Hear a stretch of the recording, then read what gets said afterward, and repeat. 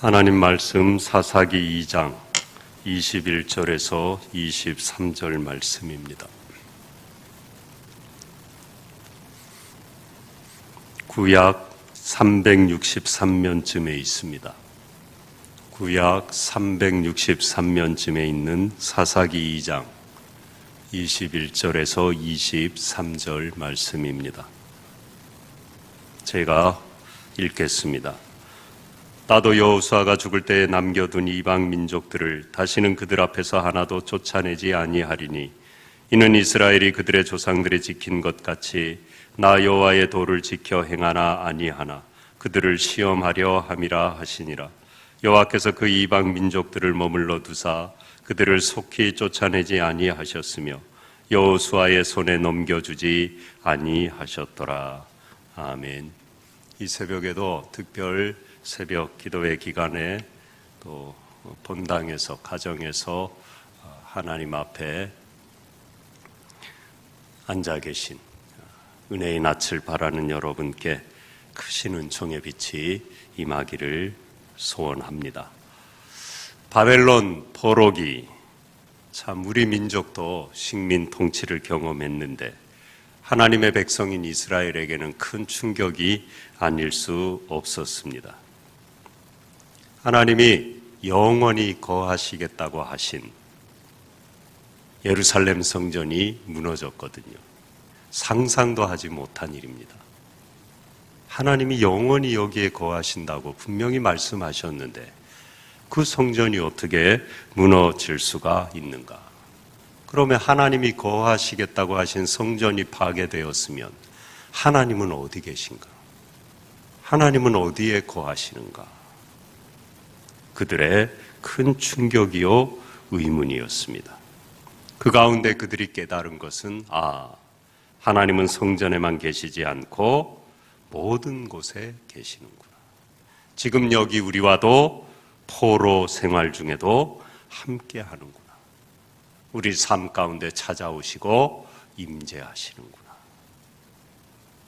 하나님을 주로 고백하는 그 모든 마음이 하나님의 성전이구나.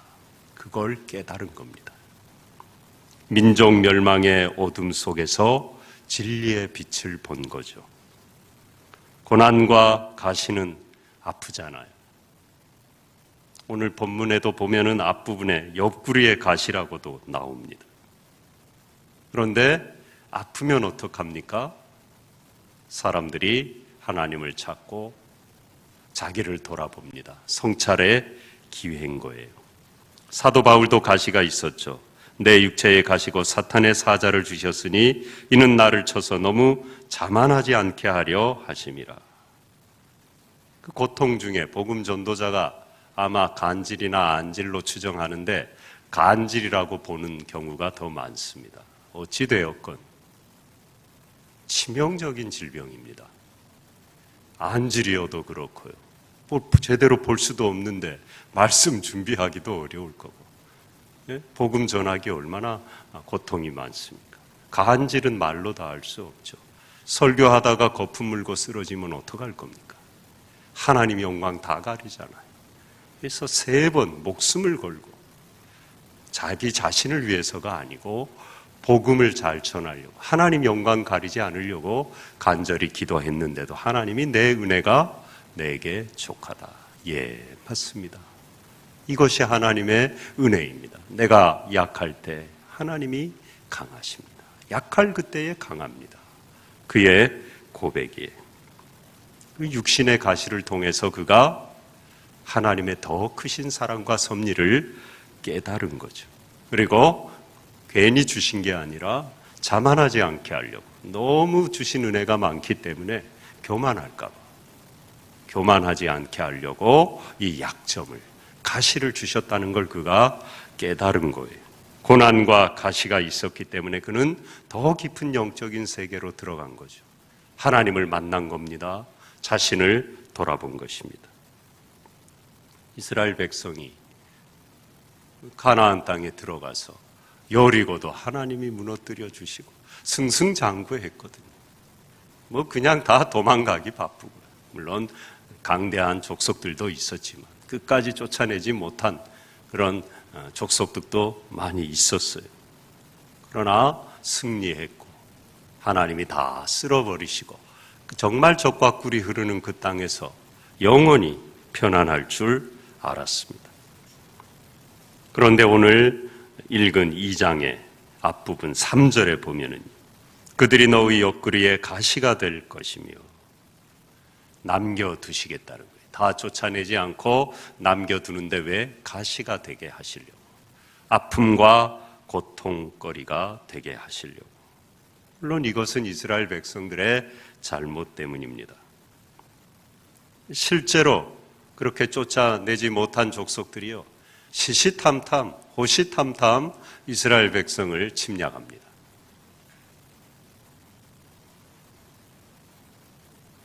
괴롭힙니다.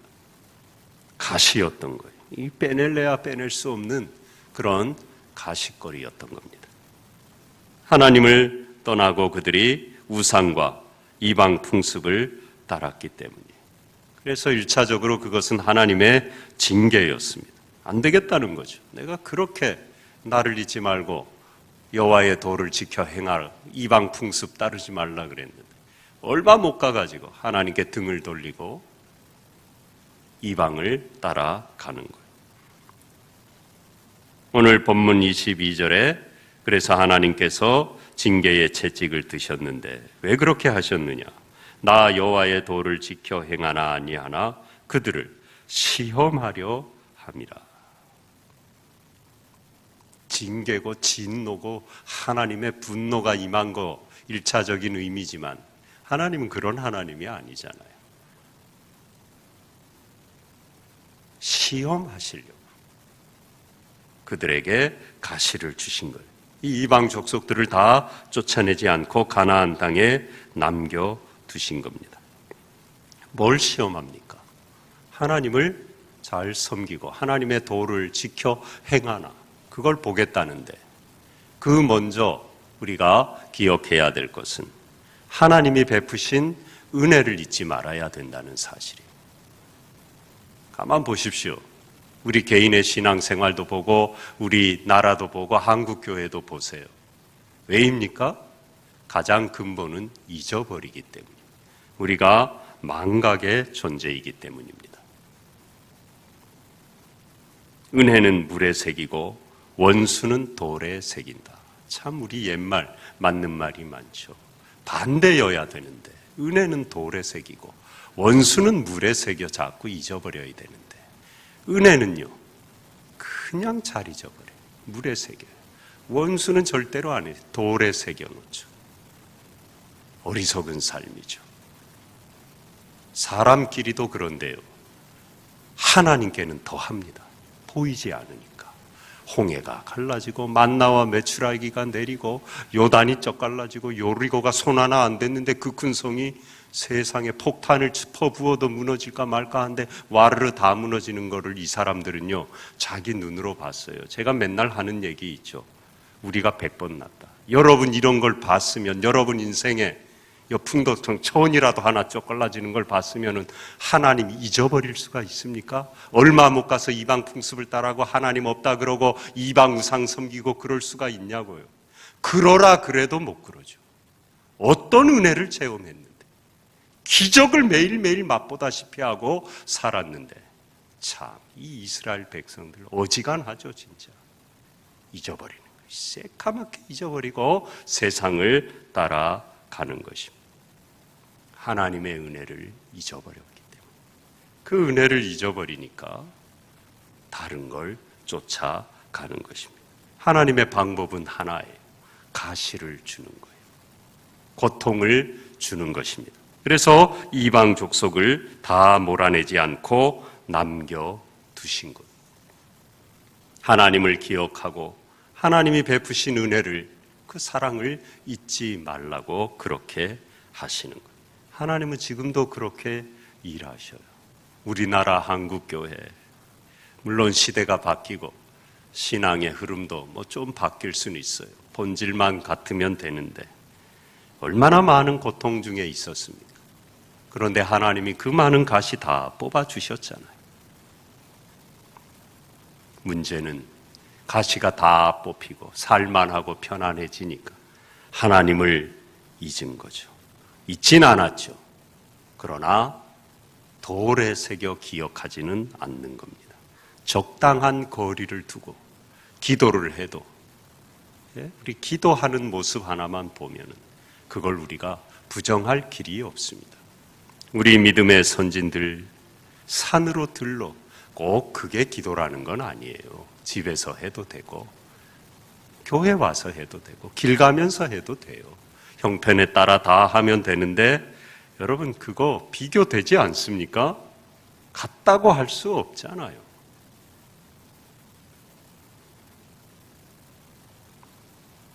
눈물로 기도했잖아요. 밤을 새고 금식하며 회복해야 되죠. 그 눈물의 기도를 우리가 점점 잊어가고 있는 거 사실이에요. 코로나 목회자니까 그렇겠고 그렇지만 다 마찬가지죠. 하나님 앞엔 똑같은 자녀고 백성이고 성도인데 다른 건 모르겠고요. 어디 많이 못 가고 사람들하고 대화하기도 마스크 써서 막히고 하나님의 뜻은 무엇이겠습니까? 나랑 얘기 좀 하자는 거죠. 그래서 막으신 거예요. 나랑 얘기 좀 하자는 거죠. 내 은혜를 잊지 말라는 거죠. 기도 좀 하라는 거죠. 회복하라는 겁니다. 그거예요. 멈추게 하신 것 하나님 앞에 머물라는 거예요. 딴 데 많이 못 가니까 이제 하나님 앞에 머물라는 거죠. 나와 좀 교제하자는 거죠. 왜 자꾸 나를 잊어버리냐는 거죠. 회복해야 되는 것입니다. 돌아보아야 돼. 뭘 성찰합니까 우리가? 하나님과의 교제를 회복해. 하나님과 많은 시간을 보내야 돼. 하나님은 우리와 시간을 보내기 원해요. 영성이 뭡니까 여러분? 하나님과 많은 시간 보내는 겁니다. 성경을 많이 알고요? 그거 아닙니다. 좀 몰라도 괜찮습니다. 우리가 그 광대한 하나님의 세계를 어찌 다 압니까? 시간을 많이 보내는 거예요. 그게 영성의 잣대예요, 여러분. 바로 미터입니다. 그 누가 뭐라 그래도 하나님 앞에 많이 있는 사람. 시간마다 하나님을 찾고 부르고 기도하고 시간만 나면은 전에 와서 기도하고 집에서도 기도하고 나라와 민족을 위해 기도, 교우들을 위해 기도. 우리가 말로는 지금 힘드니 어쩌니 경제가 어쩌니 기도하면 되죠. 그 시간에. 예? 기도하면 되잖아요. 기도는 안 하고 말 자꾸 하면 뭐 할 겁니까? 그 시간에 기도해야죠. 눈물로. 하나님 도와달라고. 하나님 사랑 은혜 내가 잊었다고. 저를 불쌍히 여겨달라고. 한국교회가 하나님께로 좀 돌아오게 해달라고. 기도해야 되는 것입니다. 은혜를 기억하는 사람만이 하나님을 참되게 예배할 수 있는 거예요. 은혜를 기억하지 못하면서 하나님을 예배하는 것, 그 진정한 예배가 아니에요. 은혜를 기억하는 게 출발인 겁니다. 하나님 앞에 머물러야 되는 것입니다. 하나님은 조금만 잘못하면 툭하면 화내시고 진노하시고 진노의 불을 쏟아버리시고 주시고 이렇게 이방 민족들이 옆구리에 가시가 되게 하시고 가시도요 손에 박힌 거랑 어디 다른 데 박힌 거랑 옆구리에 박힌 게 다르잖아요. 옆구리에 박혔으니 이거 어떡할 겁니까? 일어날 수가 있어요. 앉을 수가 있어요. 몸을 움직일 수가 있어요. 가장 큰 고통을 얘기하는 겁니다. 그러니까 하나님을 기억하는 거죠. 그럼 하나님은 툭하면 그렇게 화만 내고 조금만 잘못하면 가시로 찔러대는 그런 하나님인가요? 아니죠. 왜 징계하십니까? 사랑하시기 때문이에요.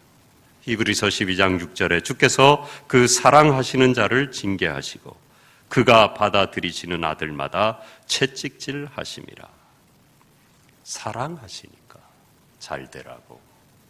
그 길로 계속 가면 멸망밖에 없다고 돌아오라고 가시를 주시는 거예요. 그래야 자기를 돌아보니까요.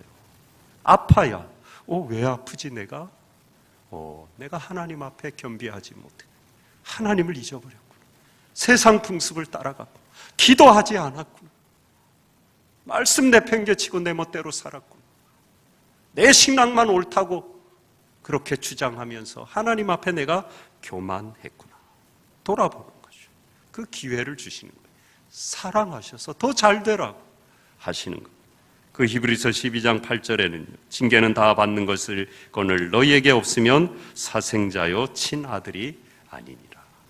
하나님의 말씀이에요. 징계는 그러므로 우리가 하나님의 친아들, 딸, 자녀라는 증거인 것입니다. 10절에는요. 그들은 잠시 자기의 뜻대로 우리를 징계하였거니와 오직 하나님은 우리의 유익을 위하여 그의 거룩함에 참여하게 하시느니라. 여기에서 그들은 부모를 말합니다. 아버지, 육신의 부모. 또 징계하잖아요. 근데 그들은 잠시 자기의 뜻대로 우리를 징계하지만 하나님은 우리의 유익을 위하여 거룩하게 하시려고, 거룩함에 참여하게 하시려고 징계하신다. 이 땅에 지금 고통이 있습니다. 뭐 이게 하나님의 징계인지 심판인지 우리가 함부로 말할 수는 없어요. 그러나 고통스러운 건 분명한 사실이에요.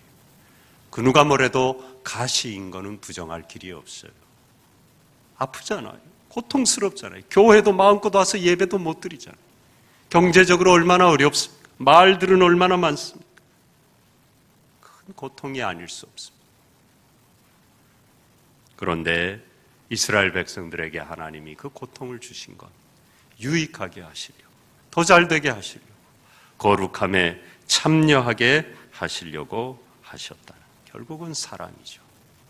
하나님의 모든 행위와 말씀은 복음의 빛 아래에 조명해야 되는 겁니다. 십자가 사랑의 빛 아래에서 조명해야, 그게 바른 신학이 되고 바른 신앙이 되는 거예요.